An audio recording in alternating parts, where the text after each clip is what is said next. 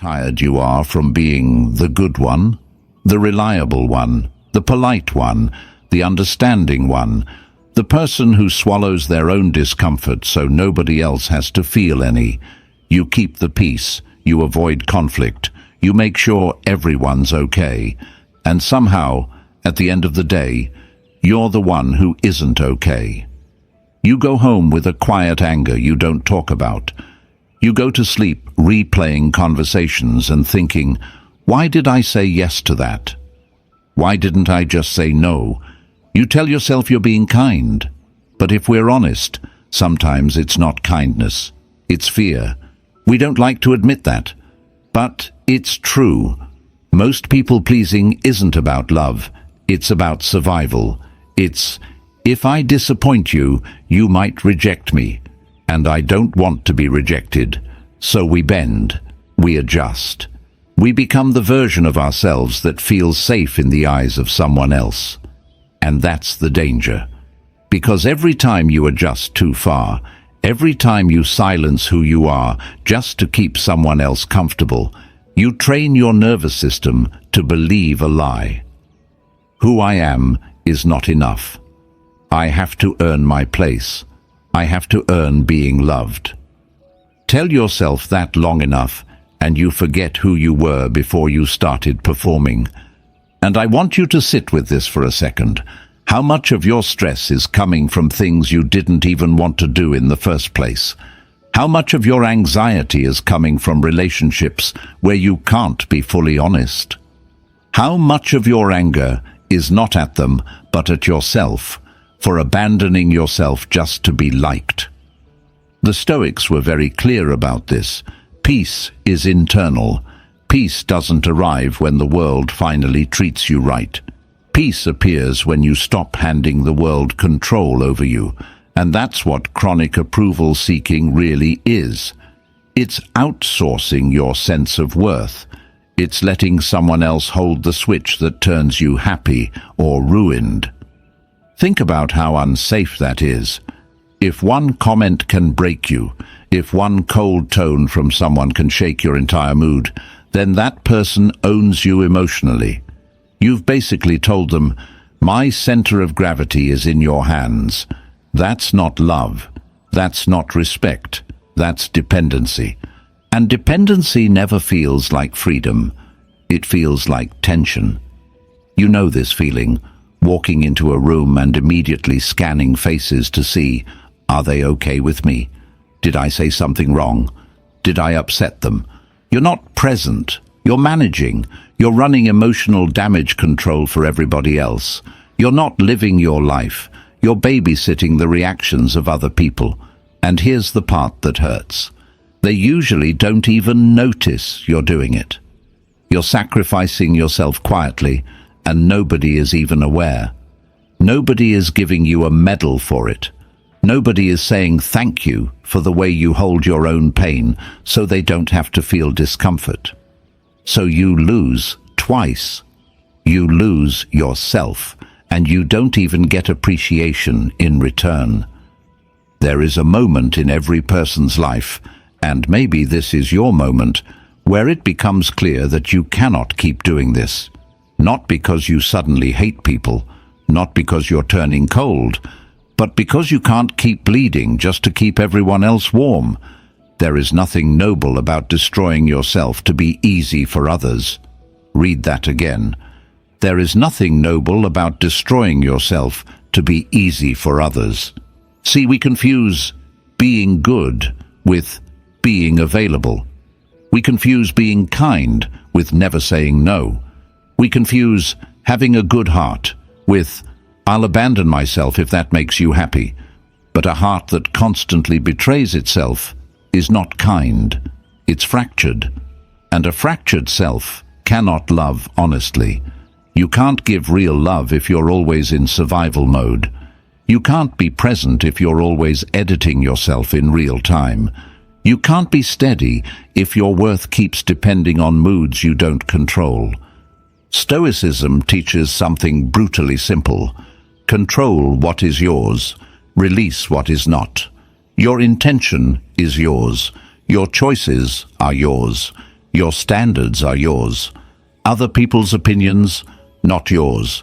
Other people's expectations, not yours. How they react to your truth, not yours. You are allowed to let people be disappointed in you. You are allowed to let someone think you're selfish because you finally set a boundary. You are allowed to walk away from anyone who only loves you when you're convenient. And I know that sounds strong when we say it out loud, but living it is different. Because the first time you say no, you'll feel guilty. You'll feel like you're being unfair. You'll feel like you're doing something wrong. That guilt is not proof that you're a bad person. That guilt is just withdrawal. You've been addicted to giving too much. Of course it's going to feel uncomfortable when you stop overdosing people with access to you. But discomfort is not danger. Discomfort is growth. Guilt is not always a signal that you crossed the line. Sometimes guilt is just a signal that you finally drew one. There's a kind of calm that shows up in your life when you stop chasing approval and you start committing to self-respect. It's quieter. It's slower. It's not loud like validation. It doesn't come with applause. It just feels like finally breathing at your full size, not shrinking to stay lovable, not lowering your voice to stay accepted, not over-explaining your feelings just so someone won't get upset with you. You stop performing and you return to being. And here's the beautiful part that nobody tells you. When you stop begging to be chosen, you actually become more powerful, more centered, more attractive in the deepest sense of the word. Because people can feel it when someone is rooted. They can feel when you're not chasing. They can feel when you're not scared to lose them. That's not arrogance. That's emotional independence. That's a kind of gravity. You stop orbiting other people. You become your own center. So this is where we begin. You are not here to spend your life proving that you are worthy of being kept. You are here to live in alignment with what is true for you and to let the world adjust or leave. Sit with that. Let it land in your body, not just your mind, because from this point on, everything changes. 1. The principle of inner focus. There's a quiet form of self-betrayal that looks like love. It looks like devotion. It looks like, I'll take care of you, don't worry about me. People will even praise you for it. They'll say you're kind, loyal, dependable.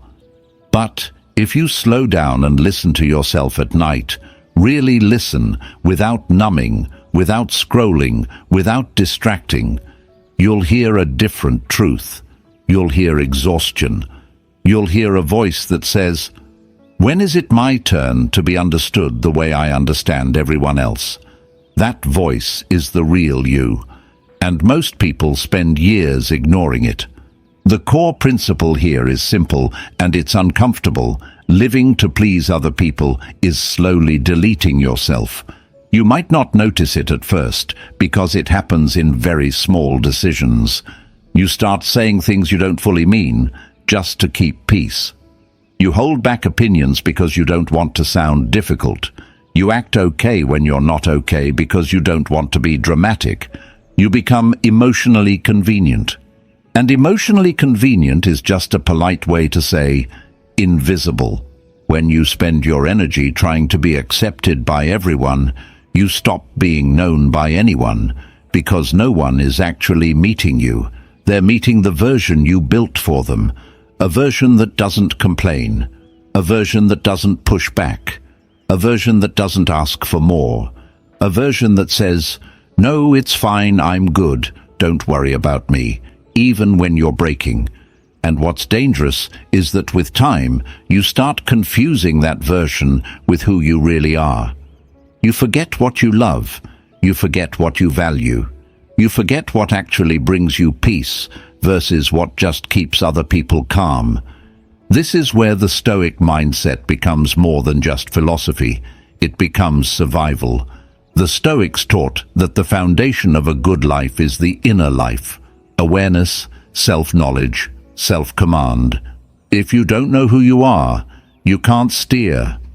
If you can't steer, you get steered by everyone else's wants, moods, and agendas. And that's exactly what happens when you live for approval. You hand other people the steering wheel and then wonder why you feel lost. Inner focus means this: before you ask, "Are they happy with me?" you ask, "Am I in integrity with myself right now?" Before you ask, "Do they still like me?" you ask, "Do I respect how I just showed up?" That shift alone is a full identity reset, because most people are trained from childhood to do the opposite. We're trained to scan the room, read faces, and adjust ourselves so we don't cause waves. We're rewarded for being easy. We're punished for being honest. So of course pleasing others became your default. It kept you safe. It kept you loved. You learned that very young. You survived with that skill. But here's the question: is that strategy still serving you now, or is it quietly killing you now? There's a form of calm that only arrives when you stop trying to manage everyone's perception of you.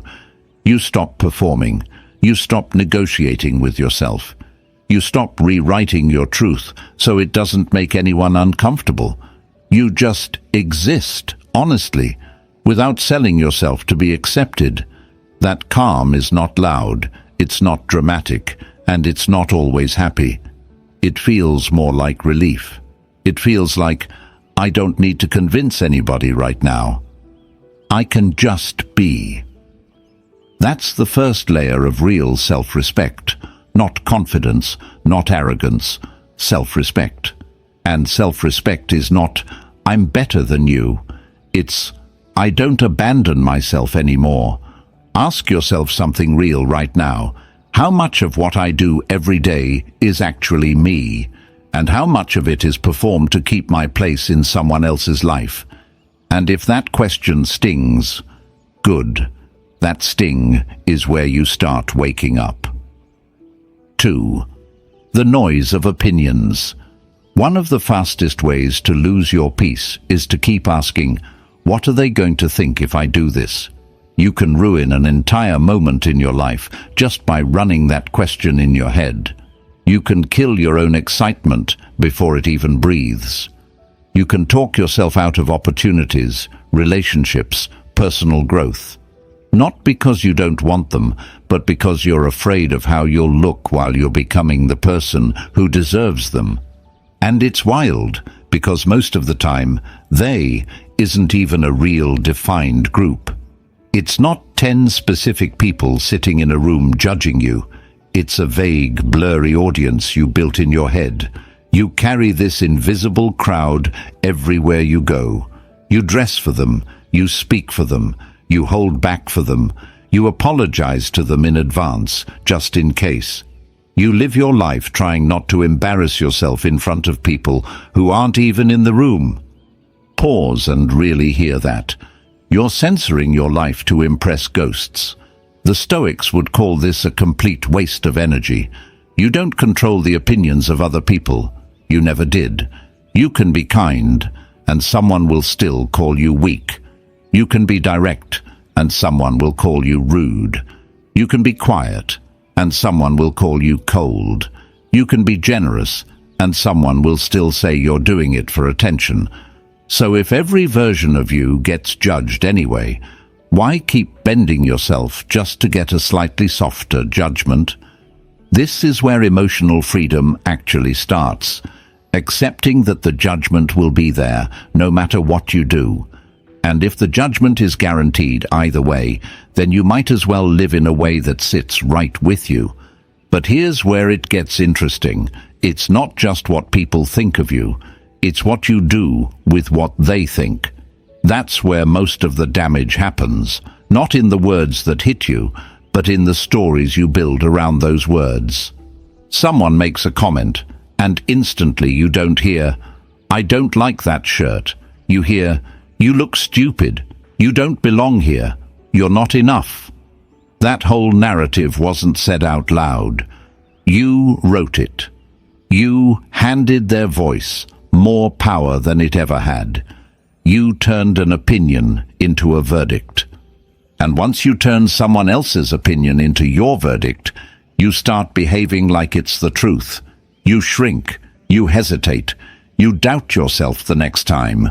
You go quiet in rooms where you should be speaking. You start playing small so you won't get hit again. Which sounds safe, but it's not safety. It's self-erasure. There's a very calm form of power in learning to create distance between stimulus and reaction. The Stoics talk about this gap, that tiny space between what happens and how you respond to it. That gap is where your control lives. Not in other people, in you. Somebody talks. Somebody rolls their eyes. Somebody doesn't clap for you when you win. You don't have to jump. You don't have to defend. You don't have to prove anything, fix anything, explain anything. You can just let it pass. You can let their opinion exist without making it your identity. That doesn't mean you stop caring about everything and everyone. That's not what indifference is. Real indifference is not cold. Real indifference is selective. It means, I choose what enters my system. It means, I'm not going to let random noise touch the core of who I am.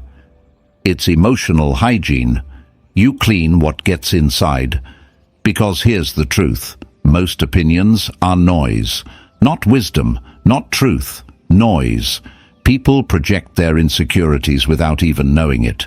People attack what they secretly wish they had the courage to do. People mock what exposes their own lack of discipline. So if you try to fix yourself every time someone throws negativity at you, you'll spend your whole life adjusting to other people's wounds. You'll become a mirror of their fear instead of an expression of your purpose. This is why silence is underrated. It's not just not talking. It's choosing not to react just because something touched your ego. Your ego will always want to defend itself. Always. They can't talk to me like that. They can't think that about me. But ask yourself, if you jump every single time your ego feels touched, who's actually in control of you? You or any random person with an opinion? Silence is the moment you reclaim the steering wheel. Silence says, I'm not giving you access to my nervous system today. Silence says, you don't get to set my mood with a sentence. Silence says, your story about me is your story. I have my own. That kind of silence is not weakness. That kind of silence is discipline. It's emotional discipline. And emotional discipline is rare, which is why it feels so powerful when you finally start practicing it. And I'll tell you something else. The more calm you become in the face of noise, the more the noise exposes itself. When you stop reacting, you start seeing what's really going on. You start noticing who's genuinely trying to help you grow, and who just wants to control you. You start seeing who speaks to you with respect, even in disagreement, and who talks down to you because they're threatened. When you're always defensive, you miss that information. When you're calm, you see the whole map. This is what I mean by serenity as defense. You don't always need to fight. You don't always need a speech. You don't always need to correct the lie. Sometimes the most powerful move in the room is to keep your center and let their energy fall flat against it. Not because you're scared to respond, but because they didn't earn your response. You want something practical? Try this. Next time someone throws something at you that normally would get under your skin, judgment, sarcasm, passive aggression, don't rush to answer. Breathe first. Feel the heat rise in your body, but don't move yet. Ask yourself, is this worth becoming emotionally involved with? Not, do I like it? Not, do I agree? Just, is this worth my emotional involvement? Because your emotional involvement is sacred. It costs energy. It costs peace. It costs recovery time. It has a price. And most of the time, the honest answer is no. It's not worth it. Here's a thought you might carry with you. You don't owe everyone access to your reactions. Your reaction is a privilege. Make people earn it. So let me ask you, and answer this for yourself honestly. How many times in your life have you handed your peace to people you don't even respect? And if the number is high, are you willing to keep doing that? Because if not, then this is where you start practicing a new reflex. Not pleasing, not defending, not explaining, just choosing what and who is allowed to move you. 3. The trap of acceptance. Let's be honest about something most people never say out loud. A lot of kindness is just negotiation. You're not always being nice because you're overflowing with love. Sometimes you're being nice because you're afraid of losing connection. You soften your voice so they don't pull away. You agree with things you don't fully agree with because you don't want tension. You offer help you don't have the capacity to give because you're scared of what will happen if you stop being useful. That's not love. That's emotional bargaining. That's, please don't abandon me. I'll behave however you want. Just don't leave. And on the surface, people around you will call that a beautiful heart. But inside, you know what it really feels like. It feels like pressure in the chest. It feels like walking around in a costume. It feels like constantly checking, did I say that the right way? Did I upset them? Do they still like me? You're not relaxed in your own life. You're on stage in your own life. There's a brutal truth here, and it hurts at first, but it sets you free if you're strong enough to sit with it. Seeking constant approval from others is choosing to live as a character instead of as a person. You become a role, the supportive one, the funny one, the one who never makes it about themselves, the one who always understands. You know what's scary? People start loving the role. They get attached to that version of you. They come to expect it. And then you feel trapped by your own performance, because the moment you try to step out of that role and just be real, tired, quiet, unavailable, not okay, suddenly you're different. Suddenly they ask, what's wrong with you? Suddenly you're selfish, cold, harder to deal with. So think about what that really means. They weren't in love with you. They were in love with the service you provided. That's why approval is addictive and poisonous at the same time. It gives you a hit, that little rush of, they're happy with me, I'm safe here, and then it demands you keep performing to get the next hit. You stop asking, am I happy? And only ask, am I accepted? You flatten your emotional life to stay inside someone else's comfort zone. You stop being a full human and you become compatible. And here's where this gets dark. If you do that for long enough, you will wake up one day and realize you don't even know how to answer basic questions honestly. What do you want? Silence. What do you believe? Silence. Who are you when nobody is looking? Silence. You've been so busy adapting to win acceptance that you never built your own center. You've been bending around everyone else, like water in whatever container they gave you. And you call that love. You call that loyalty. You call that, I just care a lot. But what if it's not care? What if it's fear dressed as care? Here's the part that a lot of people struggle with. Being authentic is hard, yes. It costs you things. You will lose people when you stop performing. You will trigger some reactions you don't like. You will be misunderstood. You will be called selfish by people who were benefiting from your lack of boundaries. All of that is true. Being authentic has a price. But pretending has a price too. It just charges you slowly, quietly, repeatedly, for years. Pretending costs you sleep. Pretending costs you self-respect. Pretending costs you the ability to trust your own voice. Pretending costs you health, real physical health, because your body is not meant to carry constant emotional tension just so someone else can sleep peacefully while you're the one holding all the weight.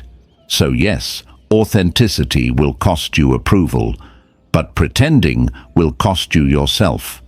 Which one is more expensive? The Stoic answer is direct. The worst slavery is when your emotions belong to someone else.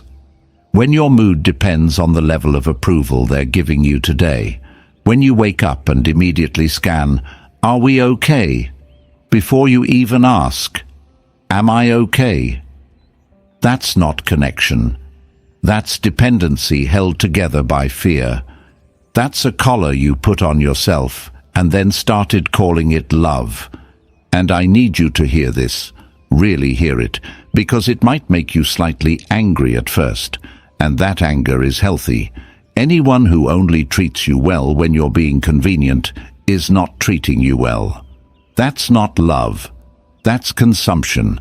That's, "I like the way you make me feel, so keep doing that." And you've been calling that safety. You want to know why you feel so tense around certain people, even when they're smiling, even when they're being nice. It's because you know, on some level, that their acceptance is conditional. You know that if you ever stop being what they want, it would go cold fast. You can sense it. You can feel the terms and conditions under their warmth. That's why you can't relax around them. You're not loved. You're tolerated under contract. And that's where the trap really is.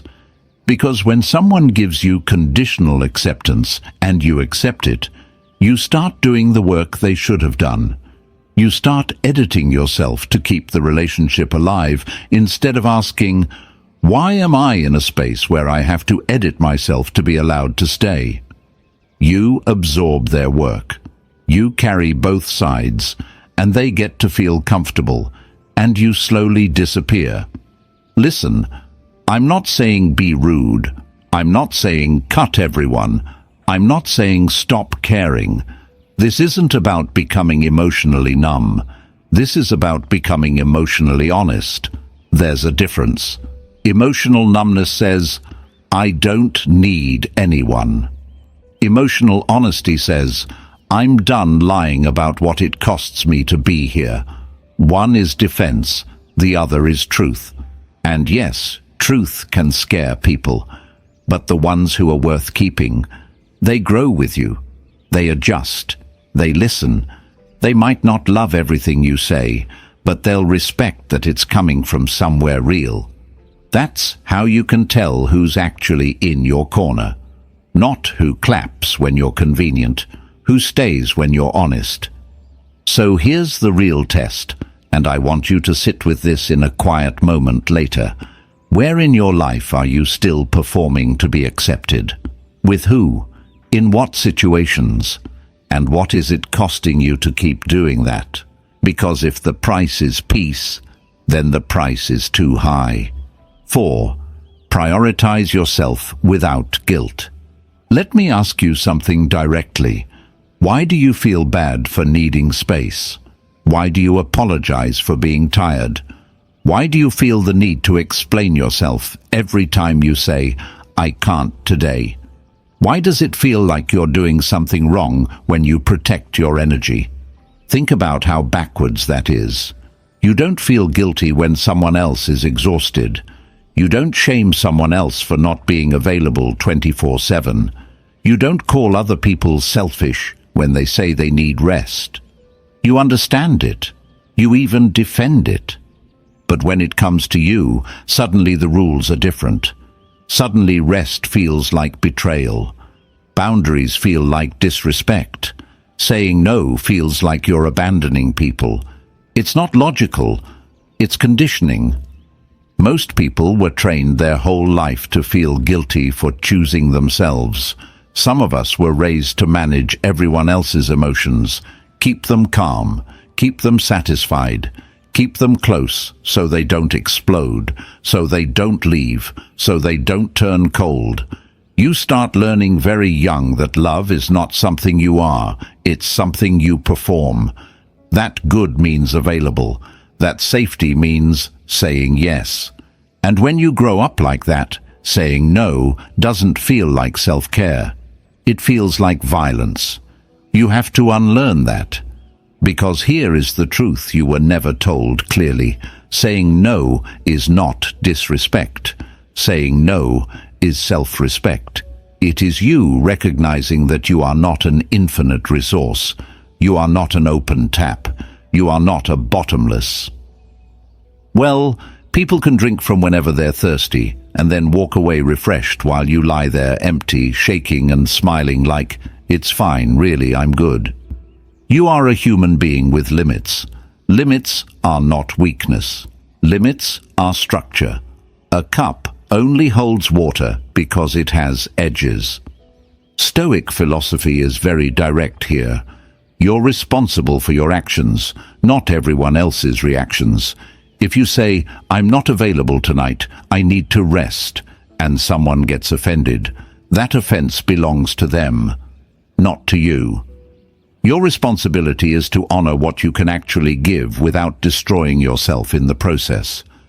Their responsibility is to manage their own expectations like an adult. But most of us flip that. We carry our needs and their reactions to our needs. We carry both. Of course you're exhausted. You have to see the trap in always giving. When you live in give more, give more, give more, you believe you're building connection.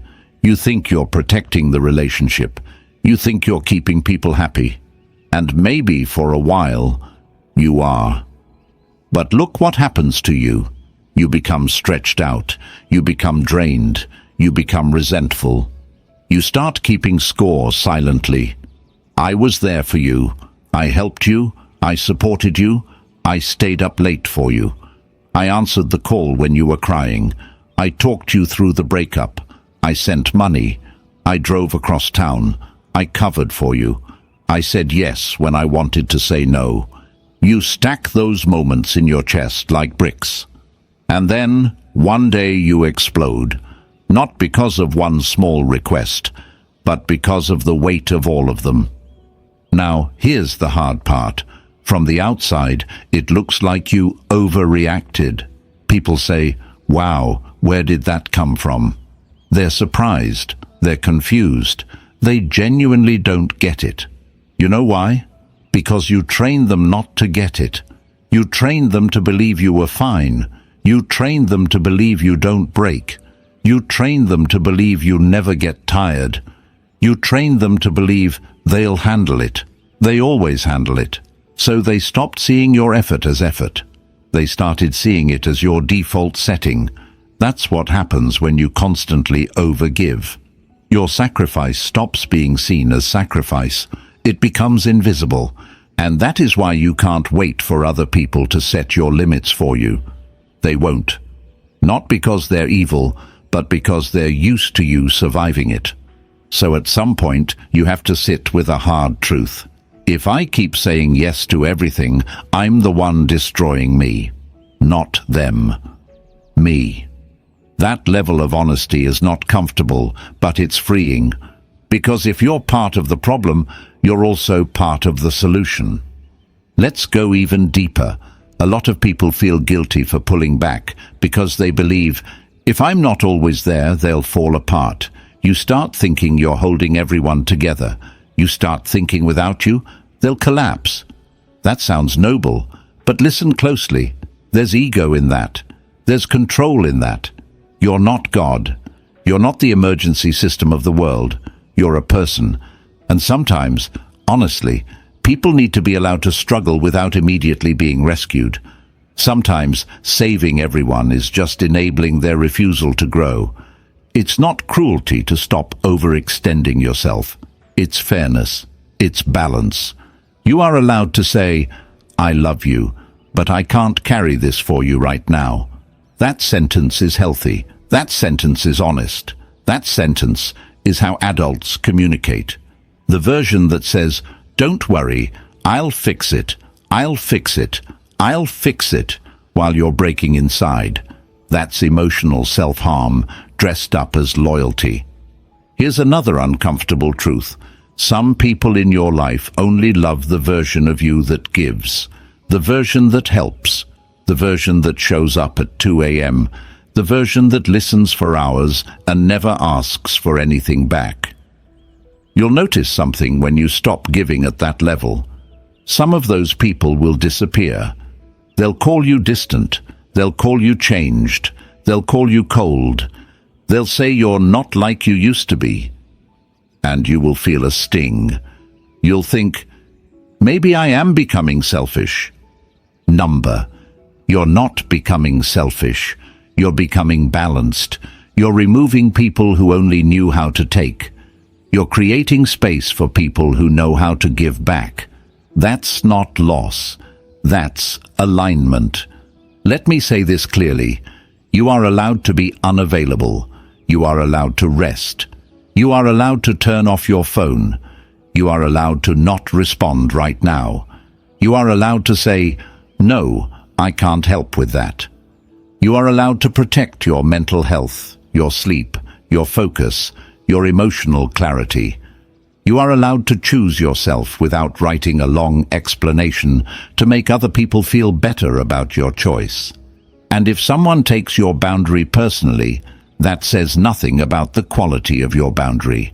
It only reveals the quality of their respect. This is where Stoic discipline becomes practical daily behavior. You have to start acting like your mind, your energy, your peace are limited resources because they are. You have to start treating your time like it belongs to you. Because it does. You have to start saying no early, not after you're already on the edge and shaking. You have to normalize "I can't" before you hit "I'm done." I'll tell you something real, and I want you to sit with it slowly. You cannot save everyone without drowning yourself first. And if you drown, who exactly are you saving? So ask yourself and answer honestly, without guilt, without performance. Where in your life are you giving in a way that is actually breaking you?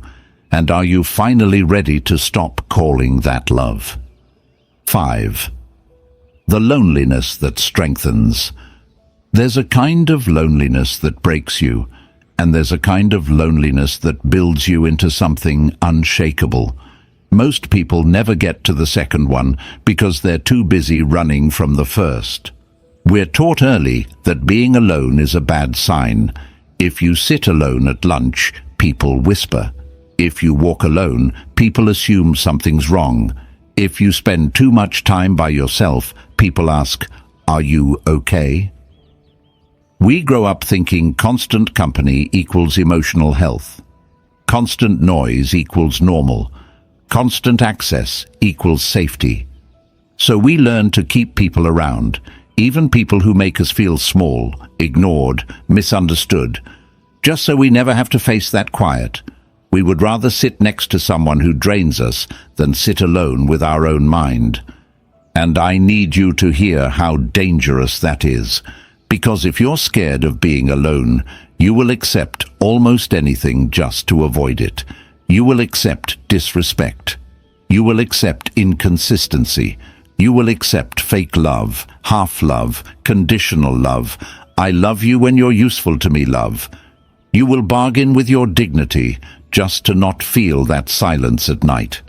That fear is how people lose themselves for years.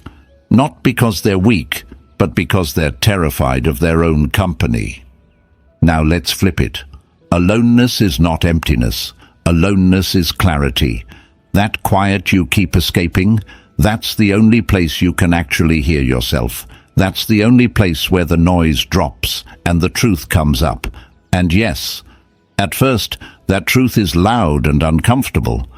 At first, you sit with yourself, and all the things you've been avoiding start talking at the same time. The regret, the self-judgment, the insecurity, the anger, The grief you never processed because you were too busy making sure everyone else was okay. The version of you you've been ignoring, sitting there like, finally, you're here. That first layer of solitude doesn't feel peaceful. It feels like detox. And that's exactly why most people run back to distraction. They feel that first wave of discomfort and say, see, I knew I couldn't be alone. I need someone. I need to text someone. I need a call. I need a distraction. I need noise. I need attention. I need to feel wanted right now, or I'll fall apart. But listen, and this is important, what you're calling need might actually be withdrawal. You're not broken. You're just not used to hearing yourself without interference. If you can stay with yourself a little longer, I'm talking honestly, even 10 quiet minutes without reaching for someone, something changes. The panic starts to settle. The mind starts to slow down. Your breathing deepens.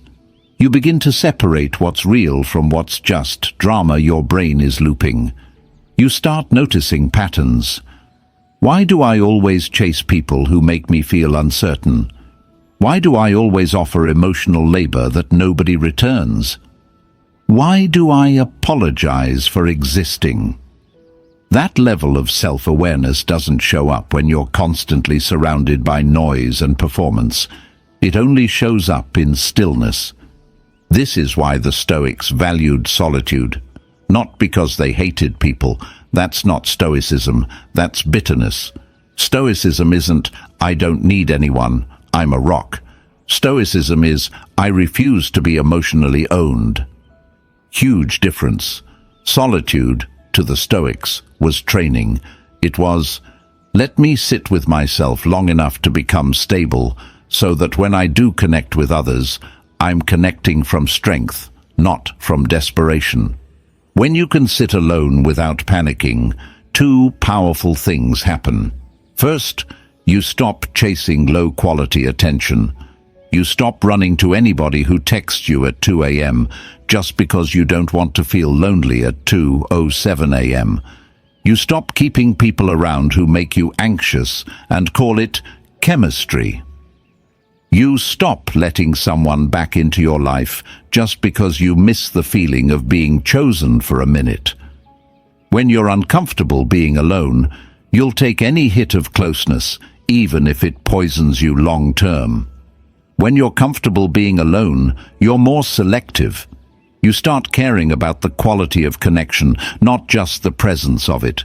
That alone will save you years. Second, you start hearing your actual voice. Not the voice you use in front of them. Your voice, the one under all the performance, the one that knows what you want but gets silenced every time you're scared someone will leave if you say it out loud. That voice gets stronger in solitude. It gets clearer. It goes from a whisper to direction. And that is where self-trust is born. Self-trust doesn't come from repeating affirmations in the mirror. Self-trust comes from witnessing yourself survive moments you thought would break you. The first night you sit alone and you don't beg for attention. That's self-trust being born. The first argument where you don't chase them to fix it immediately, you let the space breathe instead of falling apart. That's self-trust being born. The first time you feel that ache in your chest and you say, I can hold this. I don't need to beg for emotional rescue to stay standing. That's self-trust being born. And once you trust yourself emotionally, you become very hard to manipulate, because manipulation feeds on fear of abandonment. If I know you're scared to be alone, I can control you. I can threaten distance. I can give approval and pull it back. I can teach you to work harder for my love. I can make you believe losing me is the end of you. But if you're not scared of solitude, I lose that leverage. You stop negotiating your worth. You stop performing just to be kept. You stop tolerating disrespect disguised as, that's just how I am, deal with it. You stop explaining why you deserve basic decency. You just quietly remove yourself. No scene, no drama, just, this is not my environment. That level of calm exit is power. Now, I want to be very clear on something. Choosing solitude is not the same as isolating yourself out of pain and saying, I don't need anyone ever again. That's not strength, that's trauma talking. That's I've been hurt so much that I'd rather burn the whole bridge than risk walking it. That's understandable, but that's not healing. Real strength sounds different. Real strength says, I am capable of standing alone. That means I am free to choose who stands with me. Do you hear the difference? One is fear closing, the other is power choosing. So ask yourself this, gently. Do I spend time alone because I'm at peace with myself, or because I'm hiding from being hurt again? Be honest. You owe yourself that honesty. And maybe the more important question, why do I believe that being alone means I am unloved, instead of seeing it as proof that I am finally learning to love myself? Because here's the quiet truth nobody teaches us growing up. The moment you learn to sit with yourself without needing to be filled, you become very hard to drain. And maybe that's where your real life starts. 6. Selective energy, double asterisk. Let me tell you something that will change the way you move. Not everyone deserves access to you. I don't mean that in an arrogant way. I don't mean I'm above everyone. I mean something quieter, more honest. Your time, your attention, your emotional presence. These are resources. They are not unlimited. They are not free. Every conversation you have, every argument you entertain, every crisis you absorb, every favor you agree to, every person you let stay in your space. All of it costs you something. Energy is a currency. And most people spend it like it's endless, until they wake up one day empty and don't understand why they're numb, unmotivated and tired down to the bones. You keep saying, I'm just tired lately, like it's random. It's not random. Look at where your energy goes. You think energy is just physical work. It's not. Energy leaks emotionally. You burn energy every time you pretend you're okay. You burn energy every time you let someone disrespect you, and you swallow it instead of addressing it. You burn energy every time you listen to complaining that never turns into action. You burn energy every time you sit with someone who plays victim to their life while refusing to touch their own responsibility.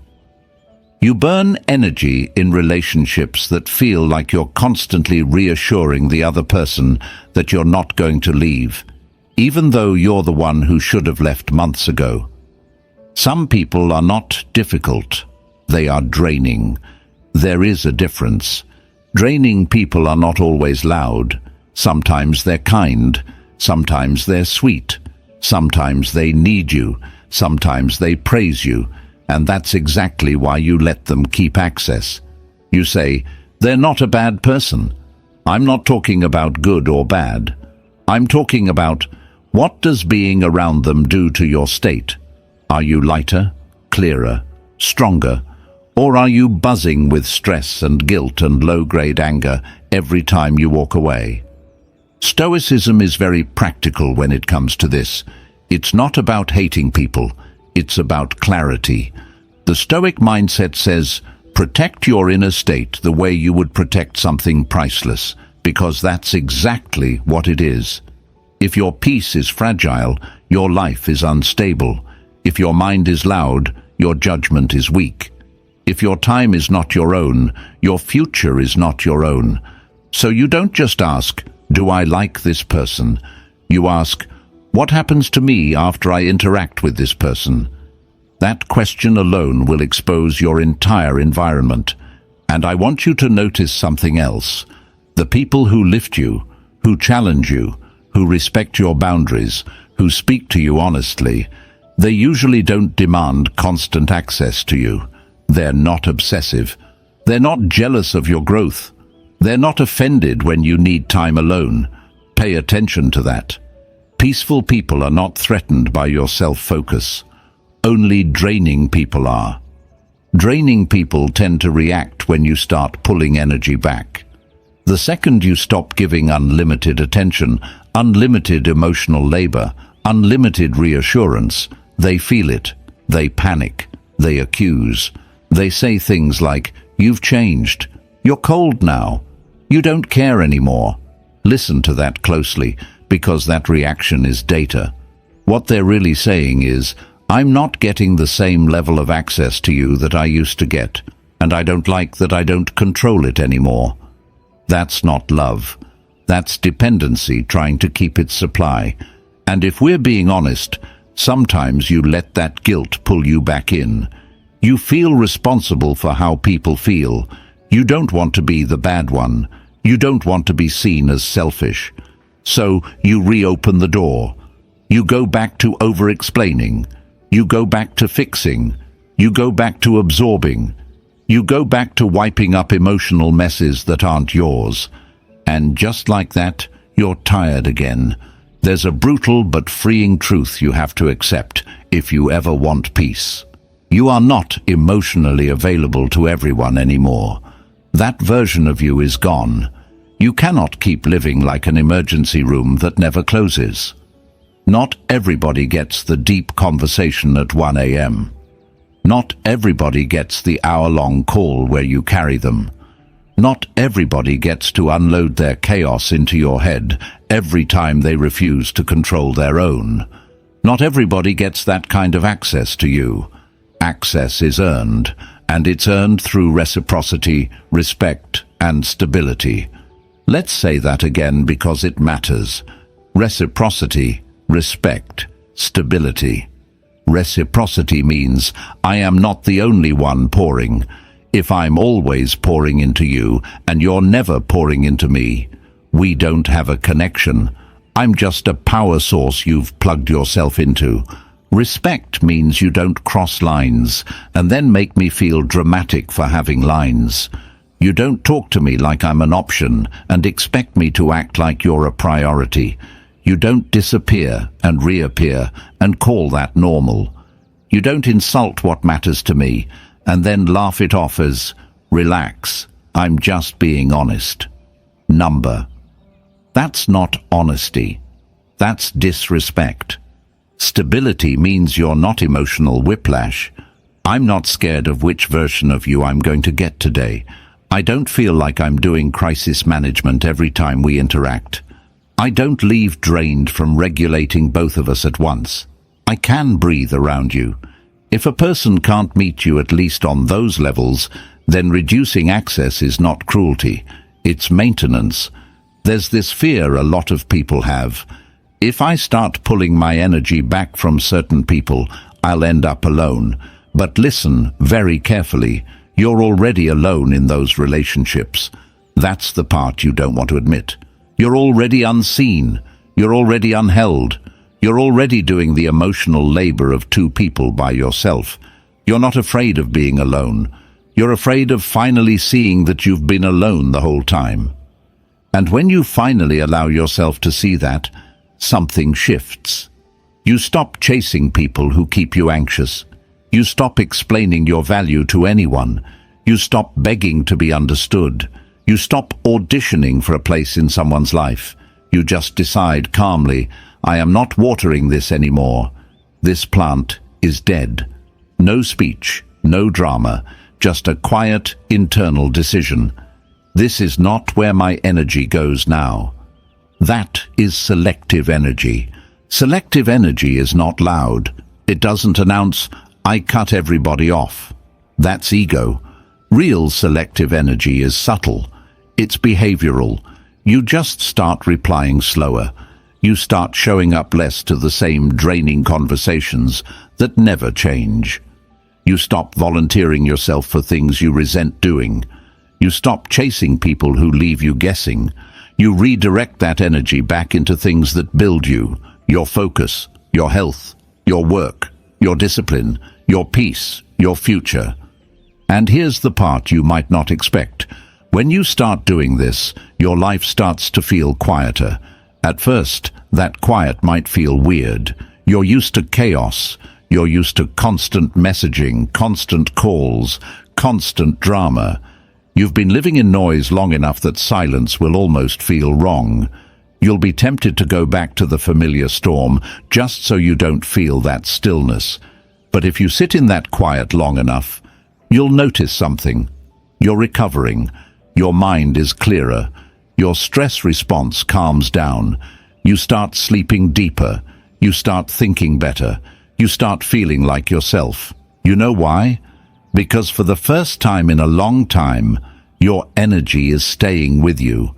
And when your energy stays with you, you start moving differently. You're less reactive. You're more intentional. You stop jumping every time someone calls your name.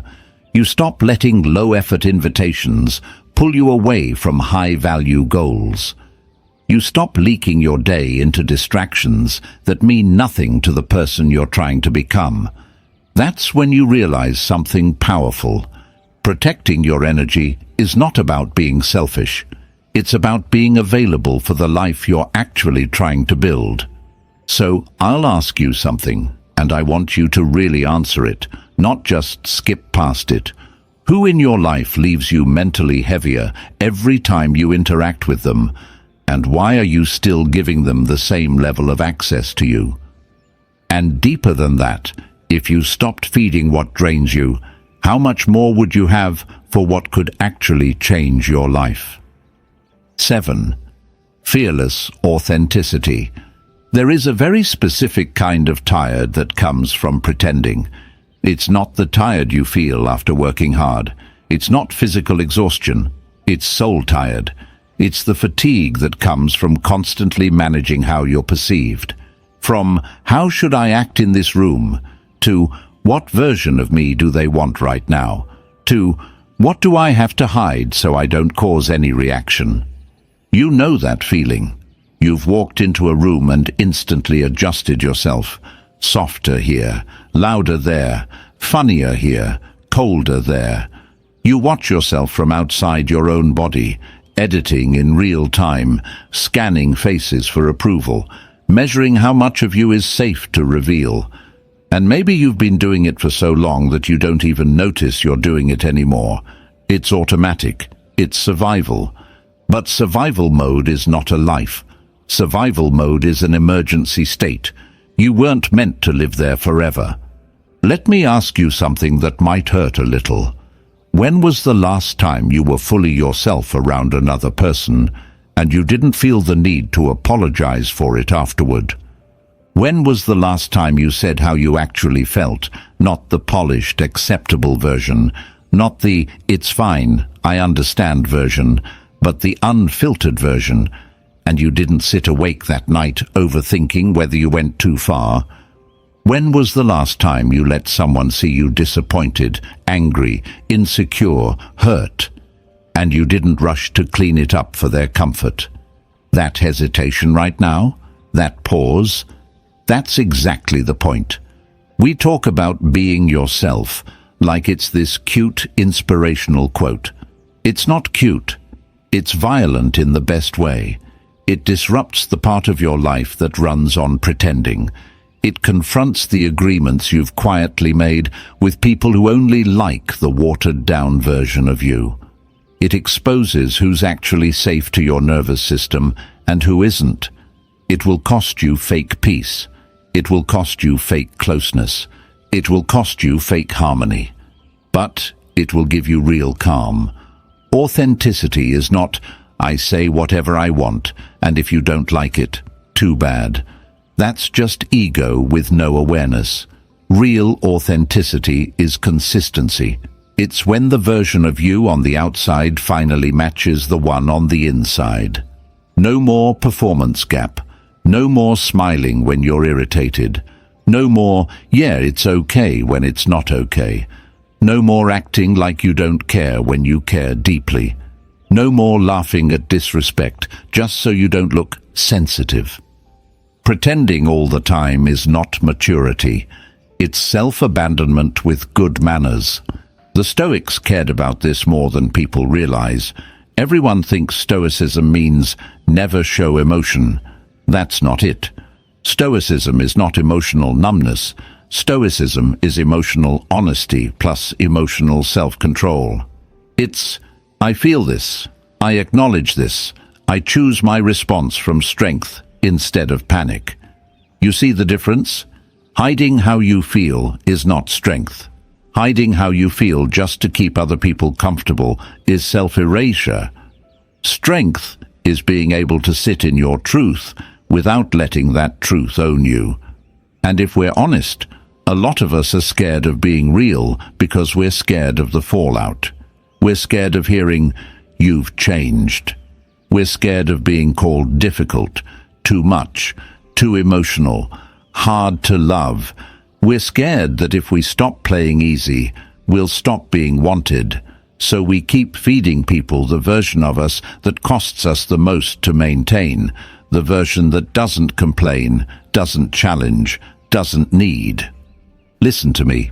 If your connection with someone only survives when you are quiet, agreeable, and self-silencing, you're not in a relationship. You're in a contract where your job is emotional convenience. And I know this is hard to swallow, but here's the truth. I wish someone had said to you earlier in life, if your truth ends the relationship was built on you hiding anyway. You're not losing something real. You're losing an arrangement that depended on you staying small. That is not loss. That is exposure. A lot of people talk about freedom like it's money or status or lifestyle. But emotional freedom is something different. Emotional freedom is being able to walk into your own life and not feel like a stranger in it. It's not having to remember which version of yourself you're supposed to be today. It's not rehearsing conversations before you have them because you're scared of saying it wrong. It's when your nervous system can finally settle because you're not lying to yourself 20 times a day just to keep the room calm. You know what that level of honesty gives you? Stability. Real stability. You stop spinning. You stop obsessing over what they're thinking. You stop replaying every word you said. You stop doing PR for yourself after every conversation. You stop managing other people's interpretation of you. You give that job back to them. Think what you want. I know who I am. That sentence right there, I know who I am, feels like armor. But it's not just armor. It's oxygen. And I want you to notice something else. Authenticity looks strong from the outside, but from the inside it actually feels softer, calmer, quieter. Because pretending is exhausting. Pretending is tension. Pretending is resistance. Authenticity feels like, I'm not forcing anything right now. I'm not pushing myself into a shape that doesn't fit. I'm just here. That's why people who are truly themselves don't usually speak the loudest. They don't need to. Their presence already feels grounded. They're not selling you an image. They're not auditioning for a role in your life. They're just existing. And that's magnetic. People think being yourself will make them lose everyone. Sometimes it does make you lose a few. But here's what they don't tell you. It also attracts the right ones. The people who actually align with you can't even find you if you're always hiding under layers of performance. They can't recognize you if you're always presenting the edited version. You want people who respect your honesty. You have to let them actually meet it. So let me ask you something, quietly, with respect. Where in your life are you still performing a version of yourself just to keep access to someone? And is that access really worth what it's costing you? And deeper, what would your life feel like if you finally decided you're done apologizing for existing exactly as you are? 8. The freedom from pleasing. There's a moment, and if it hasn't happened to you yet, it will, where you finally say no, and you don't explain it. You don't dress it up. You don't over-apologize. You don't throw in, "But if you really need me, I can try." You just say calmly, "No, I can't do that." And the silence after that moment feels almost violent. Your heart's beating, your body's alert. Part of you is waiting for impact. But at the same time, there's this strange wave of relief, like your spine finally straightened and decided, "We're done living bent." That's not rudeness, that's liberation. We don't realize how deep the addiction to pleasing goes until we try to stop. You would think saying no is simple. It's not. Saying no without guilt can feel at first like you're breaking some ancient law. Like you're not allowed to choose yourself. Like you're going to be punished. And in some cases, you are. Not punished in an obvious way. Punished emotionally, with silence, with distance, with attitude, with, "Wow, I didn't think you were like that." That's how people test you. That's how they try to train you back into compliance. Ask yourself, how many times in your life have you said yes, not because you wanted to, but because you were afraid of what would happen if you said no? That fear is the cage. People-pleasing is not kindness. Let's kill that illusion right now. People-pleasing is self-erasure done in exchange for temporary safety. It's, "I'll give up my boundaries so you don't reject me." It's, "I'll sacrifice my time, my energy, my peace, my plans, my mental health, just so you don't call me selfish." And here's the ugly truth. People who benefit from your lack of boundaries will always label your boundaries as disrespect. Of course they will. The old version of you was easier for them. So when you start saying no, don't be surprised if some people treat it like betrayal. To them, it is betrayal. But let's be honest, weren't you already betraying someone? You. You were betraying you. The Stoic view on this is cold but clean. You do not exist to satisfy expectations that are not yours. You are not responsible for managing other people's disappointment. You're responsible for your actions, your character, your intention. If someone decides, "You saying no means you don't love me," that's their story. You don't have to adopt it. You are allowed to love someone and still not be available on demand. You are allowed to care and still protect your own capacity. Love without boundaries is not devotion, it's self-destruction. Think about how many times yes has actually damaged you. Yes, I'll stay even though I'm not respected here. Yes, I'll listen to you unload the same drama again, even though you never actually change. Yes, I'll do that favor, even though I'm already overwhelmed and you never show up for me the same way. Yes, I'll be who you need, even if it kills who I am. Every one of those yeses felt easier in the moment. Less tension, less argument, less guilt. But over time, they're what made you angry at your own life. That quiet anger inside you, the one you swallow so you don't start a problem, that's the cost of pleasing. Let's also talk about identity for a second. When you always say yes, people don't just start expecting it, they start defining you by it. You stop being a person and you become a function. You become the one who always helps, the one who always understands, the one who sacrifices. That sounds flattering until you realize what it really means. They don't actually consider your limits, because in their mind, you don't have any. You're a role, a service, and the second you stop performing that role, they say you changed. Of course you changed. You stopped letting people consume you. And this is where you wake up to something powerful. Pleasing everyone is not peacekeeping. It's self-imposed slavery. You volunteer yourself as the emotional solution to everyone else's needs, and then you call that love. You break yourself into pieces so everyone else can be comfortable, and then you call that loyalty. You tolerate disrespect so you don't ruin the vibe, and then you call that maturity. That's not maturity. That's fear wearing a mask. Let's go deeper. People think that if they stop pleasing, they'll become cold, selfish, uncaring. That's not what actually happens. Something else happens. You become honest. You become clean. Your yes starts to mean something again. Right now, when you say yes to things you don't mean, your yes is fake. It's strategic. It's driven by pressure. But when you build the courage to say no when you need to, your yes becomes real. Your presence becomes intentional. Your support becomes powerful, because you're giving it by choice, not by fear.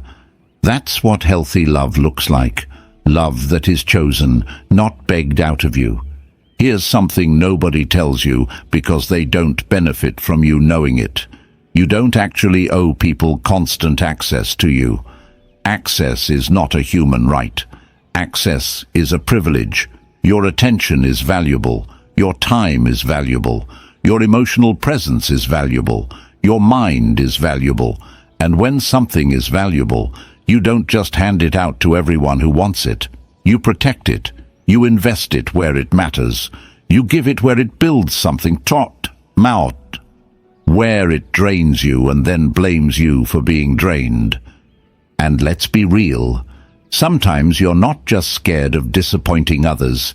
You're scared of who you will be if you're not the nice one. That identity has been your anchor. I'm the one who's always there. You've built worth around that. So when you stop, there's a small panic. If I'm not always available, then who am I? I'll tell you who you are. You are someone with boundaries. You are someone who respects your own nervous system. You are someone who refuses to be emotionally owned. You are someone who acts from clarity, not desperation. That is not cruel. That is not cold. That is what strength actually looks like in adulthood. Strong is not, I can carry everyone. Strong is, I know what I can carry, and I refuse to carry what's breaking me. Let me give you something practical you can use the next time you feel yourself slipping into automatic yes. Before you answer someone's request, pause, even 2 seconds, and ask yourself, if I say yes to this, what am I saying no to in myself? That question is a mirror, because every yes is a trade. Yes, I'll help you move might mean, no, I won't rest. Yes, I'll listen to you spiral at 1 a.m. might mean, no, I won't protect my own mental state for tomorrow. Yes, I'll keep forgiving the same behavior might mean, no, I won't hold my standard. When the trade is always you, that's not love. That's self-abandonment. And I want to say this slowly because I want it to stay in you. You are allowed to disappoint people and still be a good person. Sit with that. Let it burn through you. Say it in your head, right now, in your own voice. I am allowed to disappoint people and still be a good person. Because if you don't start believing that, you'll keep yourself in cages just to avoid someone else's discomfort. You'll keep giving pieces of yourself to people who never learned how to carry their own weight. You'll keep surrendering your calm to protect someone else's comfort. That's not love. That's surrender of self. So here's the quiet, steady power you're walking toward. Every honest no you give from a place of self-respect is you taking your life back by 1 inch at a time, boundary by boundary, choice by choice. Until one day you look around and realize something beautiful. Your life finally feels like it belongs to you. Now ask yourself, and answer without fear, even if the truth is ugly, who in your life has been loving you in a way that only works as long as you keep betraying yourself for them? And why are you still calling that love? 9. Focusing on purpose. At some point, You have to decide what your life is actually about. Not what people think about you, not what they say about you, not how nice you look, not how available you seem, not how easy you are to deal with. I mean something deeper, quieter, heavier. What are you here to build? Who are you becoming on purpose? Because here's the trap, and almost everyone falls into it for a while. You start living in reaction to other people instead of direction towards something real. You spend your days managing impressions. You spend your energy keeping the peace. You spend your time answering people who don't actually care about your growth, just your availability. You burn your attention on distractions, drama, opinions, expectations, moods, and you call that being a good person. Meanwhile, your actual path sits there untouched. Your purpose starves while you're busy feeding everyone else's comfort. And then you tell yourself a story. I don't have time for myself. But that's not always true. Sometimes it's not a time problem. Sometimes it's a priority problem. This is where a brutal shift has to happen. You have to start treating your direction as sacred. You have to start acting like what you're building matters more than how you're perceived while you build it. And that sounds simple, but emotionally, it's one of the hardest transitions you'll ever make. Because it means you're going to have to disappoint people. It means you're going to have to stop being instantly available. It means you're going to have to stop explaining why you can't to people who feel entitled to you. It means you're going to have to say things like, I'm working, I'm focused, I'm not coming, I'm not staying up late to talk about that again. I'm not wasting another afternoon having the same empty conversation we've had 10 times already. And they're not going to like that. Understand this clearly. When you start protecting your purpose, you become difficult to anyone who was benefiting from your lack of direction. And you have to be okay with that. The Stoics talk a lot about control, what belongs to you and what doesn't. Most people hear that and think it's only about emotions, like stay calm, but it's bigger. It's also about focus. It's about where you aim your life. Your purpose, that thing you're trying to build, learn, become, repair, strengthen, that is inside your circle of control. Other people's opinions are not. Which means, logically, if you're spending more time adjusting to what's outside your control than building what's inside it, you're literally living backwards. Ask yourself, honestly, how much of your day is spent doing something that actually supports the person you say you want to be, and how much of it is spent managing, soothing, responding, pacifying, entertaining, explaining, proving. And here's where it gets even more real. A lot of people don't stay consistent with their goals, not because they're lazy, but because they're exposed.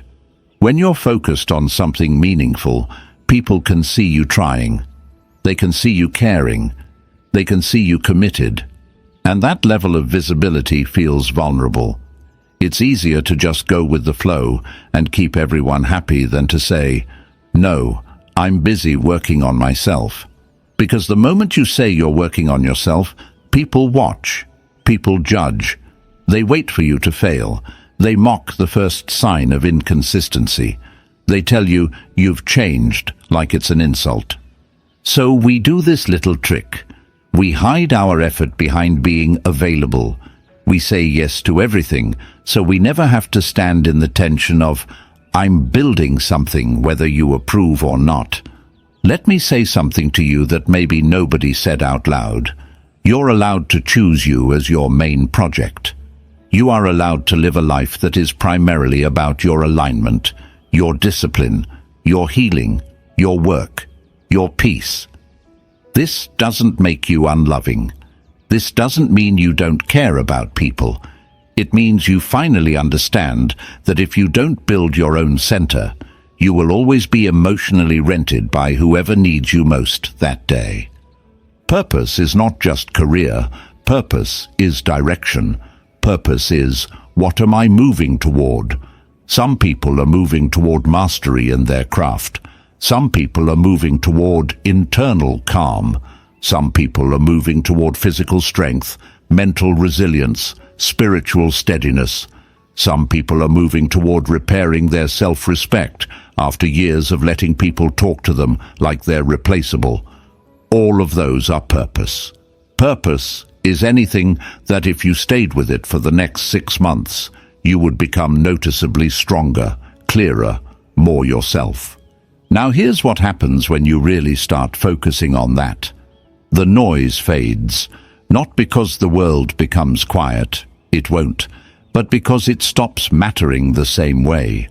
When you're actually living with direction, random opinions hit different. Petty invitations hit different. Drama hits different. You start seeing how small it all is. Things that used to trigger you don't even register, not because you became numb, but because they're simply not relevant to where you're going. That's why discipline feels like freedom once you taste it. People think discipline is restriction. It's not. Chaos is restriction. Pleasing everyone is restriction. Letting everybody pull you in different directions all day is restriction. Discipline is choosing a path and refusing to be yanked off it every 5 minutes. That's freedom. And I'll tell you something else. This is important. When you get serious about your purpose, you'll lose some people. Yes, that's true. But you'll also attract different people. People who respect focus instead of resenting it. People who support your boundaries instead of trying to guilt you out of them. People who don't need you to be constantly available in order to feel secure around you.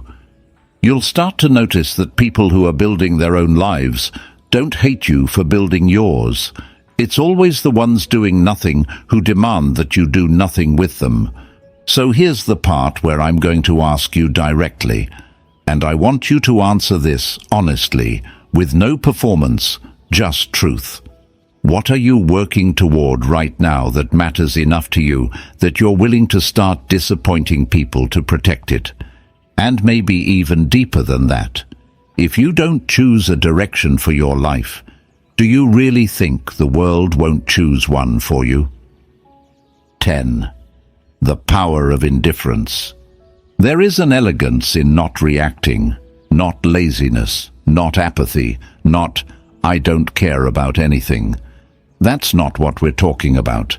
I'm talking about strategic indifference, emotional discipline, the kind of inner stillness that says, not everything deserves access to my nervous system. That's power, quiet power, the kind of power that is deeply misunderstood, especially by people who live off drama. Let's be clear first. You are not supposed to react to everything. You are not supposed to answer every message the second it arrives. You are not supposed to explain yourself to everyone who misunderstands you. You are not supposed to correct every lie told about you. You are not supposed to rush to fix someone's perception of you every time you feel tension in the air. You are allowed to let things sit. You are allowed to let things pass. You are allowed to decide, this does not move me. Because here's the truth, and it's not pretty. A lot of situations in your life only exist because you keep feeding them. You keep giving them emotion. You keep giving them attention. You keep arguing, defending, proving, over-explaining, chasing closure, chasing validation, chasing respect from people who are committed to not respecting you. You turn molehills into mountains by showing up to fight every single time. Indifference is saying, that's no longer where my energy goes. The Stoics were masters of this, not because they didn't feel. They felt, they bled, they loved, they lost, but they refused to hand their inner state to situations that weren't worth it. They drew a hard line between what's in my control and what's not. And anything on the not side, it gets no reaction. Not because you're weak, because you're wise. Think about how much of your emotional life is shaped by things outside your control.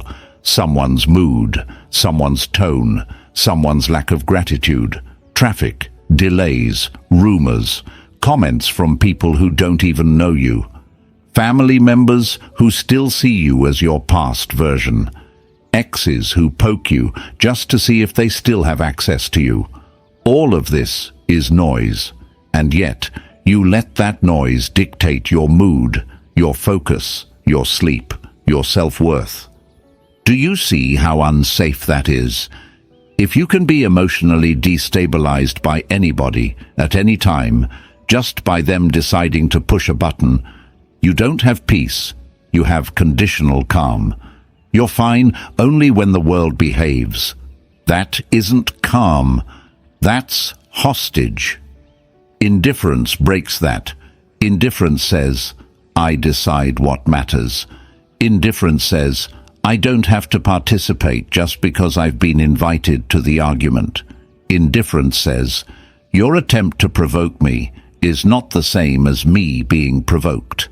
And at first, this feels unnatural. Your ego wants to jump. Your ego wants to say, no, no, no, I'm not letting them get away with that. Your ego wants the last word. Your ego wants to be understood. Your ego wants justice. And sometimes, yes, standing up for yourself is necessary. But let's be honest, most of the battles you're fighting daily are not about protecting your dignity. They're about protecting your pride. And pride is greedy. Pride will have you out here wasting hours of your life arguing with someone you don't even respect, just to prove to them that you're not what they said you are. Why? For what? If you don't respect them, why are you letting their words rearrange your heart rate? That's not strength. That's reactivity. There is a cleaner form of strength, a quieter one. It looks like this. Someone tries to provoke you, and you feel that familiar surge, heat, tension, urge to type paragraphs, urge to call, urge to set the record straight. And instead of moving, you pause. You take a breath. You watch the urge like a wave instead of becoming the wave. You tell yourself, not every attack needs a counterattack. Sometimes the most disrespectful thing I can do is refuse to engage. And then, and this is the key, you actually move your attention somewhere productive. You don't just sit there fantasizing about your comeback speech. You redirect. You open the work you were doing. You go to the gym. You clean your space. You study. You journal. You call someone who actually loves you. You choose an action that builds you instead of an argument that empties you. That redirection. That's where self-mastery lives. Indifference is not running away. It's refusing to waste yourself. It's refusing to set yourself on fire emotionally every time someone tosses you a spark. It's refusing to let low-quality energy pull you out of high-quality intention. And I need you to hear this, because it matters. Every time you choose indifference over reaction, you are training your nervous system to stop living in alert mode. You're telling your body, we're safe even if they're mad.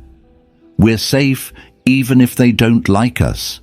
We're safe even if they're talking. We're safe even if they misunderstand. Can you imagine how different your life would feel if your body actually believed that you are safe, even when you're not pleasing everyone? That's emotional elegance. That's what real calm is. Let's talk about another layer of this. A lot of people fear indifference because they confuse it with passivity. If I don't react, they'll think they can walk all over me. Number. That's not what we're doing. Indifference doesn't mean you don't act. It means you don't perform. You can absolutely enforce consequences without performing outrage. You can calmly step back. You can quietly remove access. You can change what you allow. You can stop answering. You can end the pattern. You can walk away from the table. That is action. You just don't give them the emotional show. And please understand, people who feed on control hate when you do this. They hate calm exits. They hate when you don't beg. They hate when you don't explode. They hate when you don't chase. Rage they can work with. Tears they can work with. Desperation they can work with. But indifference starves them. Indifference communicates, "You are not the center of my world. You are not the thing that defines me. You are not where my life is happening." That message is not loud.